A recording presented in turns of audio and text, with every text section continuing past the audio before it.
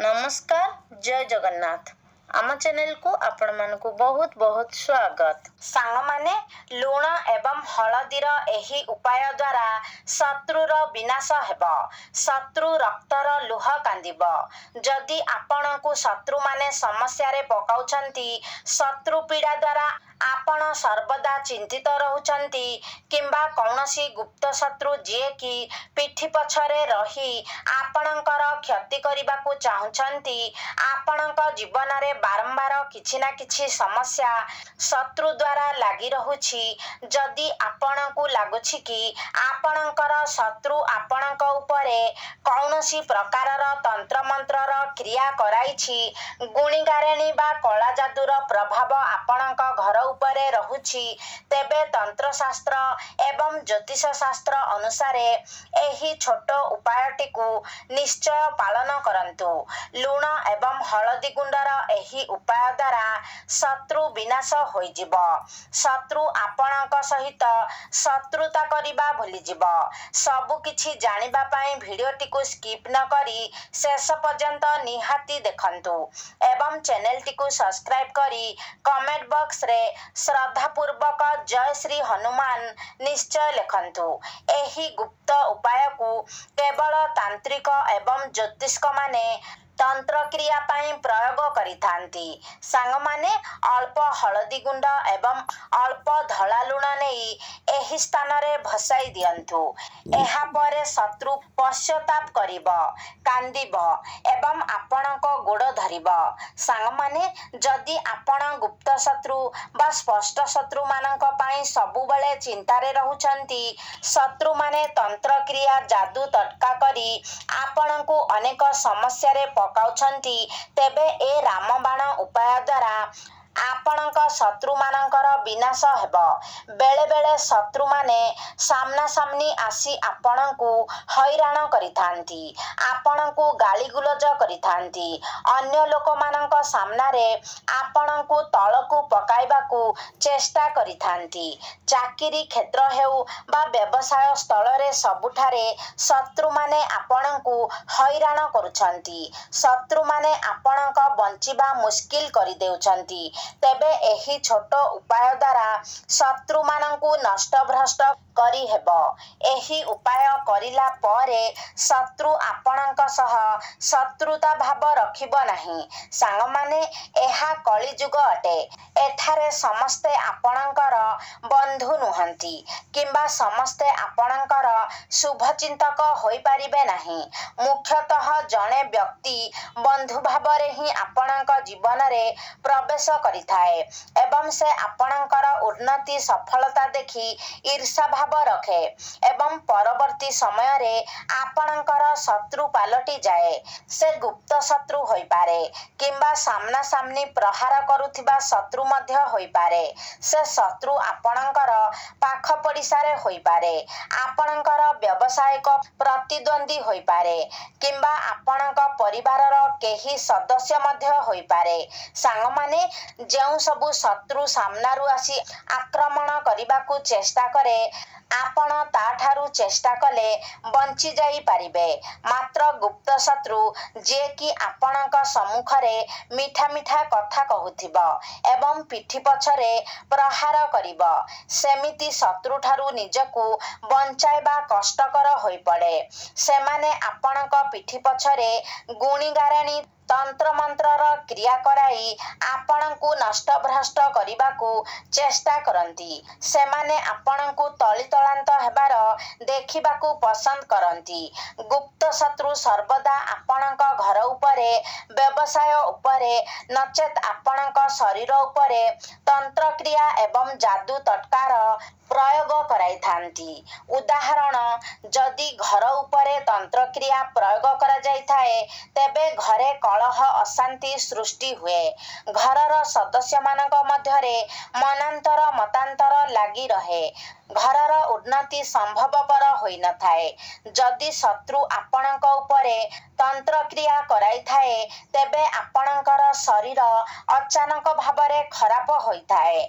आपण शारीरिक मानसिक ଚିନ୍ତାରେ ରୋଗଗ୍ରସ୍ତ ରୁହନ୍ତି। ଯଦି ତନ୍ତ୍ରକ୍ରିୟା ବାଧାବନ୍ଧନ ଆଦି ଆପଣଙ୍କର ବ୍ୟବସାୟ କ୍ଷେତ୍ରରେ କରାଯାଇଥିବ, ତେବେ ହଠାତ୍ ଆପଣଙ୍କ ବ୍ୟବସାୟରେ ଲାଭ ପରିବର୍ତ୍ତେ କ୍ଷତି ହେବାକୁ ଲାଗିବ। ଆପଣଙ୍କୁ ଟଙ୍କାର ଅଭାବ ଲାଗି ରହିବ। ଅନାବଶ୍ୟକ ଖର୍ଚ୍ଚ ଆପଣଙ୍କର ବଢ଼ିବାକୁ ଲାଗିବ। ଯଦି ଏସବୁ ଆପଣଙ୍କ ସହ ଘଟୁଛି, ତେବେ ନିଶ୍ଚିନ୍ତ ହୋଇ ଯାଆନ୍ତୁ କି କେହି ଆପଣଙ୍କର ଗୁପ୍ତଶତ୍ରୁ ଆପଣଙ୍କ ଉପରେ ତନ୍ତ୍ରମନ୍ତ୍ରର ପ୍ରୟୋଗ କରିଛି। ତେଣୁ ସାବଧାନ ହୋଇଯାଆନ୍ତୁ ଏବଂ ଏହାର ପ୍ରତିକାର ଶୀଘ୍ର କରାଇ ନିଅନ୍ତୁ। ନହେଲେ ଖୁବ୍ ଶୀଘ୍ର ଆପଣ ତଳିତଳାନ୍ତ ହୋଇ କଷ୍ଟ ଭୋଗ କରିବେ। କୁଦୃଷ୍ଟି କିମ୍ବା ନକାରାତ୍ମକ ଶକ୍ତି କାରଣରୁ ମଧ୍ୟ ଏସବୁ ଘଟିଥାଏ। କୁଦୃଷ୍ଟି, ନଜର ଦୋଷ କିମ୍ବା ଗୁଣିଗାରେଣୀର ଯାହା ବି ପ୍ରଭାବ ହୋଇଥିବ, ଏ ଉପାୟ ତାର ପ୍ରତିକାର କରିଦେବ ଏବଂ ଶତ୍ରୁ ଏ ଉପାୟ କଲା ପରେ କାନ୍ଦିବ, ପଶ୍ଚାତାପ କରିବ ଏବଂ ଶତ୍ରୁ ଆପଣଙ୍କ ସହ ଶତ୍ରୁତା କରିବା ଭୁଲିଯିବ। ଏ ଉପାୟଗୁଡ଼ିକ ତନ୍ତ୍ରୋକ୍ତ ଉପାୟ ଅଟେ।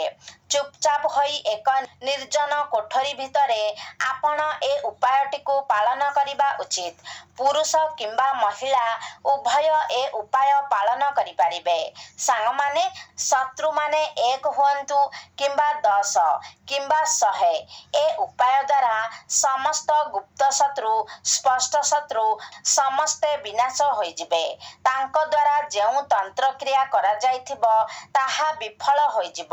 ସାଙ୍ଗମାନେ, ଏ ଉପାୟ କରିବା ପାଇଁ ଆପଣଙ୍କୁ ଦରକାର 1 ଚାମଚ ହଳଦୀ ଗୁଣ୍ଡ, ଯାହାକି ରୋଷେଇ ଘରେ ଆପଣଙ୍କୁ ଆରାମରେ ମିଳିଯିବ। ସେଥିପାଇଁ ଆପଣଙ୍କୁ ବେଶୀ ଟଙ୍କା ମଧ୍ୟ ଖର୍ଚ୍ଚ କରିବାକୁ ପଡ଼ିନଥାଏ। ଏହାପରେ ନେବାକୁ ହେବ 1 ଚାମଚ ଧଳା ଲୁଣ, ଯାହା ଆପଣ ଖାଦ୍ୟ ରାନ୍ଧିବାରେ ବ୍ୟବହାର କରୁଛନ୍ତି। ସେହି ଲୁଣକୁ ଆପଣ 1 ଚାମଚ ନେବେ।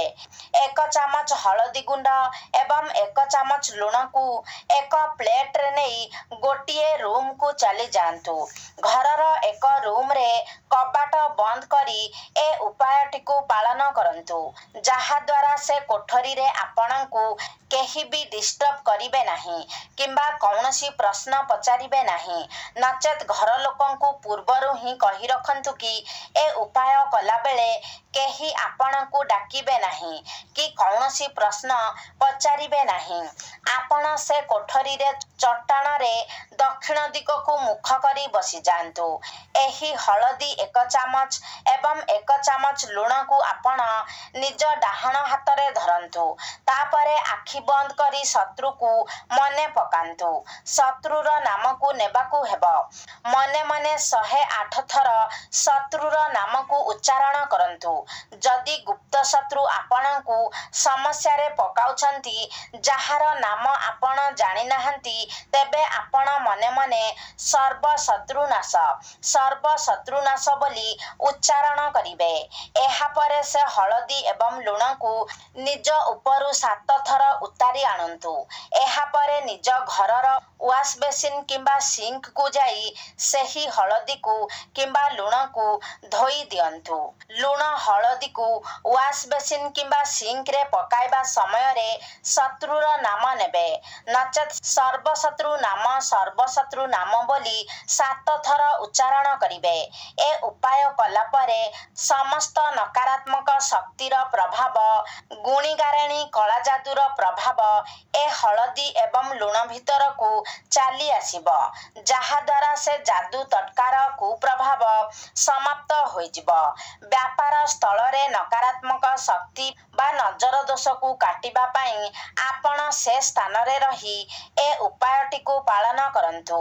ରୋଗୀ ବ୍ୟକ୍ତିର ନଜର ଦୋଷ କାଟିବା ପାଇଁ ଚାହୁଁଥିଲେ ତାଙ୍କ ମୁଣ୍ଡ ପାଖରୁ ଏ ହଳଦୀ ଲୁଣ 7 ଥର ଉତାରି ଆଣି ବେସିନ୍ କିମ୍ବା ସିଙ୍କରେ ଭସାଇ ପାରିବେ। ଏହି ଉପାୟଟି ଆପଣ ସପ୍ତାହର କୌଣସି ବି ଦିନ କରିପାରିବେ। ମାତ୍ର ଶନିବାର ଦିନ କରିବା ସର୍ବୋତ୍ତମ ଅଟେ। ଏହି ଉପାୟକୁ ସର୍ବଦା ରାତ୍ରି ସମୟରେ କରିବାକୁ ଚେଷ୍ଟା କରନ୍ତୁ, ଯାହାଦ୍ୱାରା ଏହାର ପ୍ରଭାବ ଅଧିକ ପ୍ରଭାବଶାଳୀ ହେବ। ରାତିରେ ଶୋଇବା ପୂର୍ବରୁ ଏ ଉପାୟକୁ କରିବା ଉଚିତ। ଏହି ଉପାୟ ସ୍ତ୍ରୀ ପୁରୁଷ କେହି ବି କରିପାରିବେ ଏବଂ ଧ୍ୟାନ ରଖିବେ ଯେ ଯେଉଁଦିନ ଆପଣ ଏ ଉପାୟଟିକୁ ପାଳନ କରିବେ ସେଦିନ ବ୍ରହ୍ମଚର୍ଯ୍ୟର ପାଳନ କରିବେ। ଏ ଉପାୟ କରିନେଲେ ଶତ୍ରୁ ଥରି ଉଠିବ, ତାର ସମସ୍ତ ଗର୍ବ ଅହଙ୍କାର ମାଟିରେ ମିଶିଯିବ, ଶତ୍ରୁ କାନ୍ଦିବ, ପଶ୍ଚାତାପ କରିବ ଏବଂ ଆପଣଙ୍କ ସହ ଶତ୍ରୁତା ଭାବ ଭୁଲିଯିବ। ତେବେ ସାଙ୍ଗମାନେ, ଆଶା କରୁଛି ଆଜିର ଭିଡ଼ିଓଟି ଆପଣମାନଙ୍କୁ ନିଶ୍ଚିତ ଭାବରେ ଭଲ ଲାଗିଥିବ। ଯଦି ଭଲ ଲାଗିଛି ତାହେଲେ ଲାଇକ୍ କରନ୍ତୁ, ସେୟାର କରନ୍ତୁ। ଆମ ଚ୍ୟାନେଲକୁ ଯଦି ସବସ୍କ୍ରାଇବ୍ କରିନାହାନ୍ତି ତାହେଲେ ସବସ୍କ୍ରାଇବ୍ କରିଦିଅନ୍ତୁ ଏବଂ କମେଣ୍ଟ ବକ୍ସରେ ଭକ୍ତି ଓ ଶ୍ରଦ୍ଧାର ସହିତ ଜୟ ଶ୍ରୀ ହନୁମାନ ନିଶ୍ଚୟ ଲେଖନ୍ତୁ।